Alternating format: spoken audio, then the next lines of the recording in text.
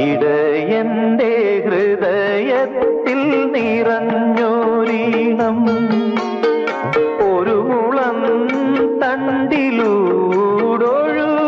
വന്നു.